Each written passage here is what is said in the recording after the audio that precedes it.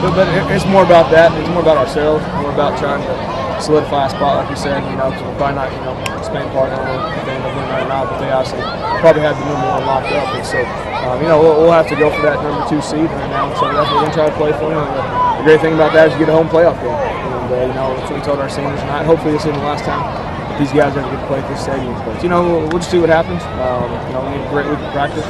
And, we're going to their place. And we're going to play great football and have a chance to win.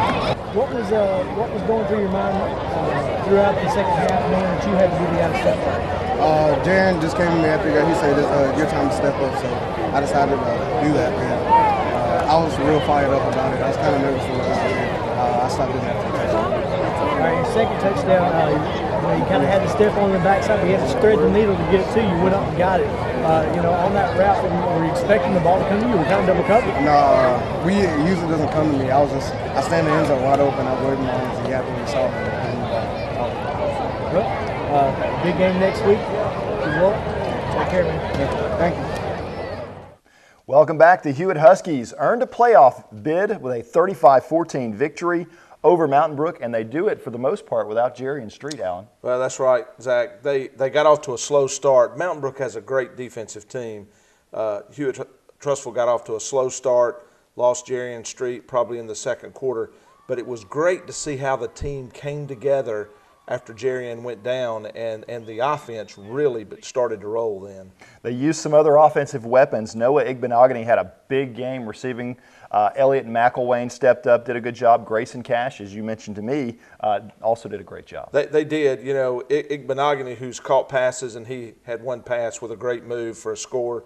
But they brought him to the backfield. They ran the jet sweep with him some.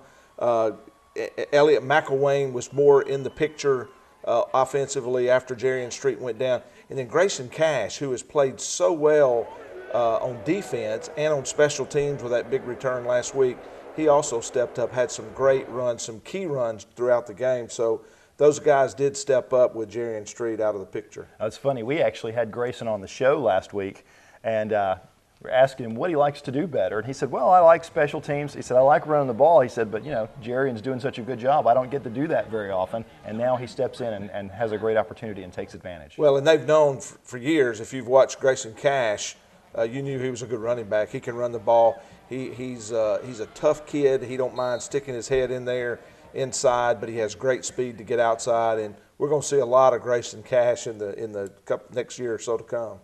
The story of the game really to me, though, was the Husky defense. They really stonewalled Mountain Brook, only holding their running backs to 16 yards on 13 carries in the first half. That's pretty good numbers. Well, they did, and actually I think they only had one net yard in the first half, and so the defense did show up big. And you've seen over the last few weeks the defense start to come together, start to gel. They get after you.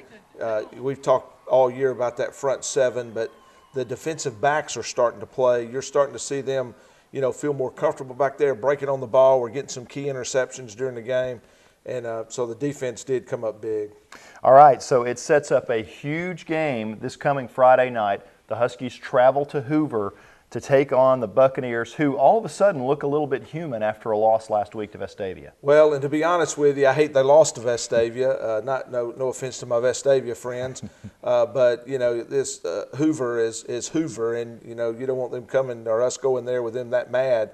But this is a beatable team, and the Huskies, the way they have come on offensively and defensively, and also the way the special teams have played. The Huskies have a real chance to win this game at Hoover Friday night, and it is big. I don't remember a Hewitt-Hoover game having this big of implication ever, and so it's going to be a fun Friday night in Hoover. And the reason it is big, a win by the Huskies seals the home field the first round of the playoffs. A loss tosses everything into disarray because then you could possibly have a three-way tie between Vestavia, Hoover, and Hewitt. Yeah, and unfortunately with the tiebreakers the way they work, and we could go all the way down to the third level, a loss at Hoover could put us all the way down to 4. This Husky team deserves to be higher in the playoff setting than 4. Spain Park, who's going to end up winning this thing, is we played them as good as anybody. Lost in overtime.